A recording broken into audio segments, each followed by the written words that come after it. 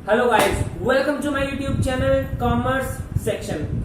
आज हम बात करने वाले हैं चैप्टर नंबर फर्स्ट, मैनेजमेंट के नेचर की। एक्चुअल में जो बिजनेस में स्टडीज में हम मैनेजमेंट की बात करते हैं उसका नेचर क्या है?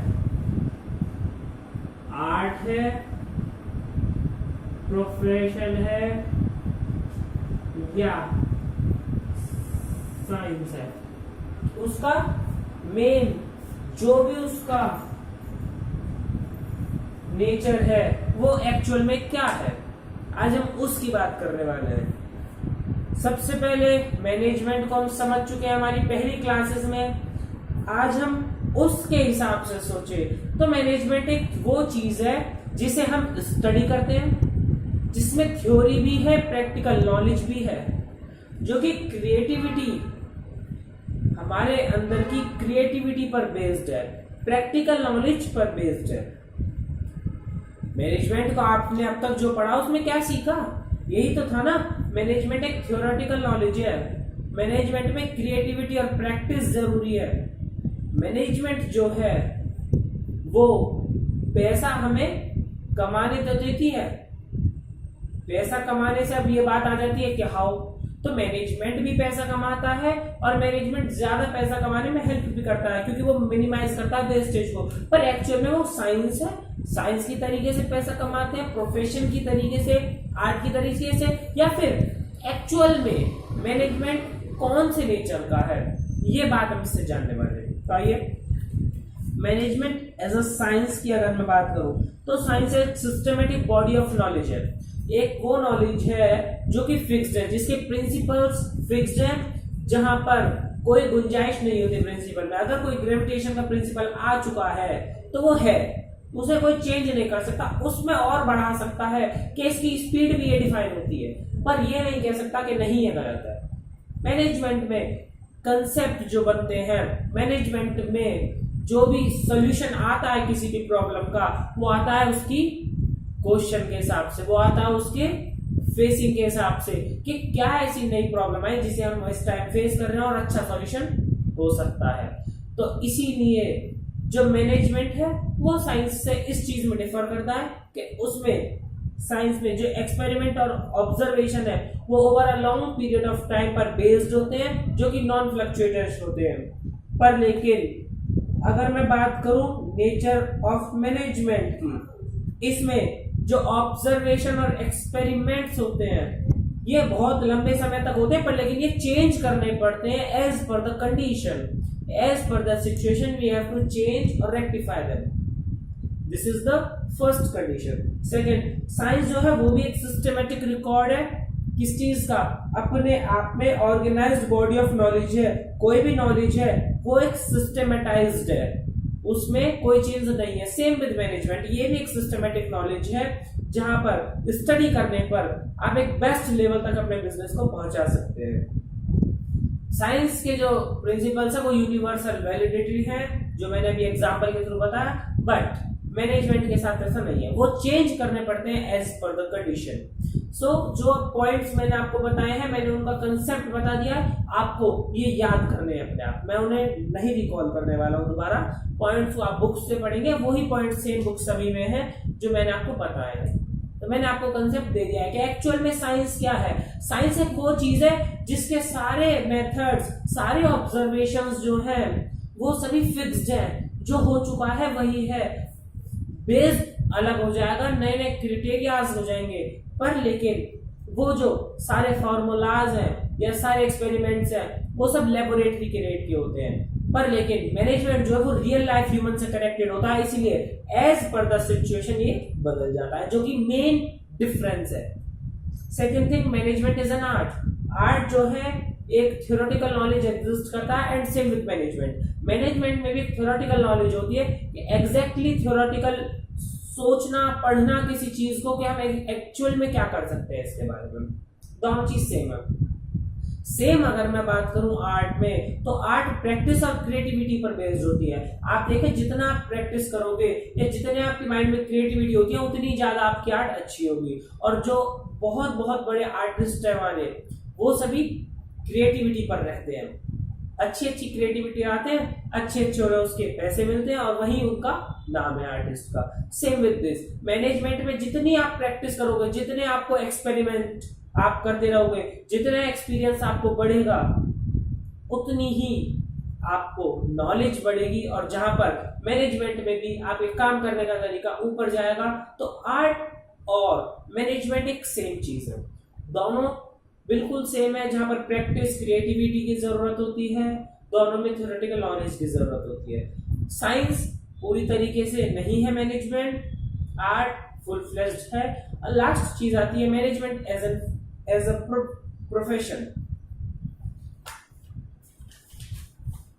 आइए मैनेजमेंट एज अ प्रोफेशन की बात करूं तो प्रोफेशन में एक well defined body of knowledge, एक करेक्टरिस्टिक अगर मैं बात करूं प्रोफेशन की, दैट व्हाट एक्चुअल में प्रोफेशन होता क्या है, तो ये एक वेल डिफाइंड बॉडी है।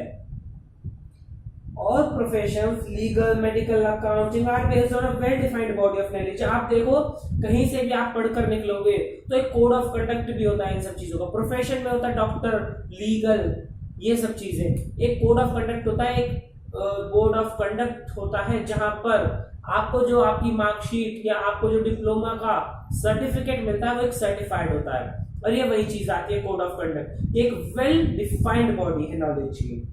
इसमें एंट्री रिस्ट्रिक्टेड होती है। आप मैनेजमेंट अगर सीखना चाहो तो इजीली सीख सकते हो, लेकिन प्रोफेशन में जाने के लिए आपको सब्जेक्ट का वेरिएशन होना, उसमें एंट्रेंस का क्लियरेशन या फिर मेरिट का बहुत सारी चीजें आती हैं। थर्ड चीज सर्विस मोटिव होता है। प्रोफेशन हमेशा सर्विस मोटिव के लिए होता है और इसमें फीस मिलती है एज अ रेम्युनरेशन। रिटर्न में आप अगर लॉयर हो तो आपको रिटर्न में फीस मिलेगी, आप डॉक्टर हो आपको फीस मिलेगी, या फिर आप अगर कोई भी मेडिकल अकाउंटिंग कर रहे हो तो उसमें भी आपको फीस मिलेगी। पर बिजनेस में, मैनेजमेंट में आपको प्रॉफिट मिलेगा। तो इसीलिए इसका मोटिव होता है सर्विस प्रोवाइड करना।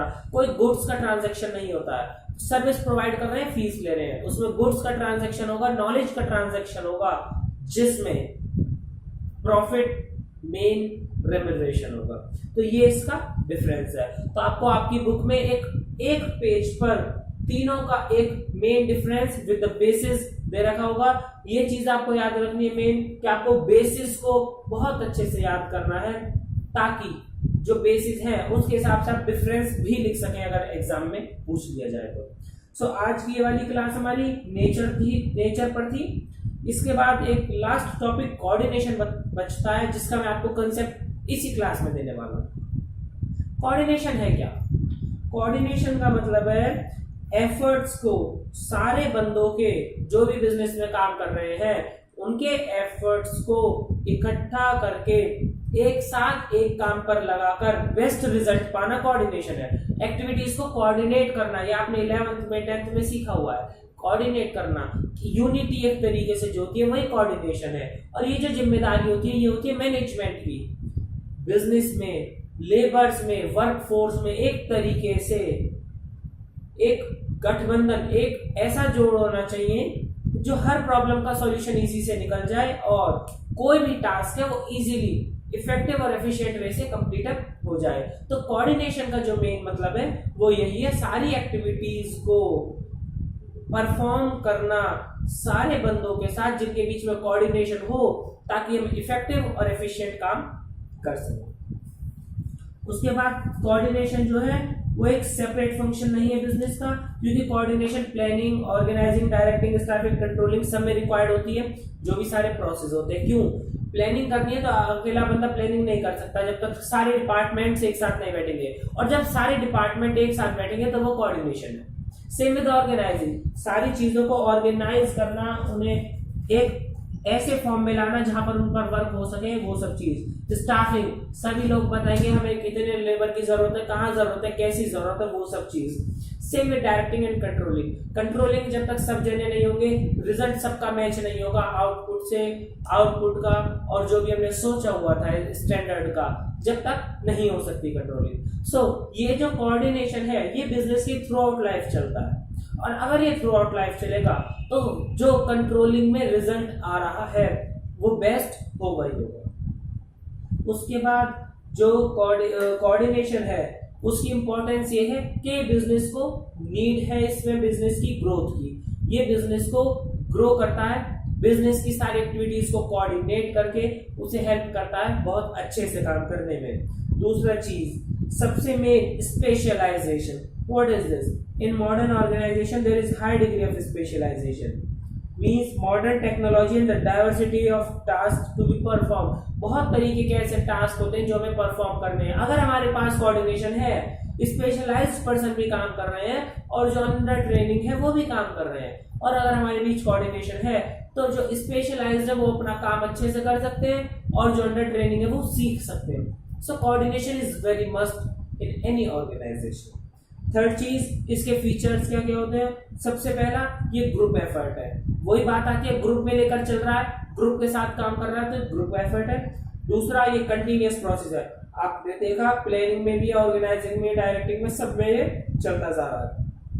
ऑल परवेसिव है, छोटा बिजनेस हो बड़ा बिजनेस हो, जब तक कोऑर्डिनेशन रहेगा पार्टनर्स में, जब तक कोऑर्डिनेशन रहेगा लेबर में, जब तक कोऑर्डिनेशन रहेगा काम करने वालों में, जब तक कोऑर्डिनेशन रहेगा जो वहां पर बिजनेस को हैंडल ओवर कर रहे हैं, जब तक बिजनेस अच्छा चलेगा। इसीलिए ऑल परवेसिव है, चाहे बिजनेस छोटा हो चाहे बड़ा हो, अगर एक से ज्यादा बंदे हैंडल कर रहे हैं बिजनेस को तो कोऑर्डिनेशन बहुत जरूरी है।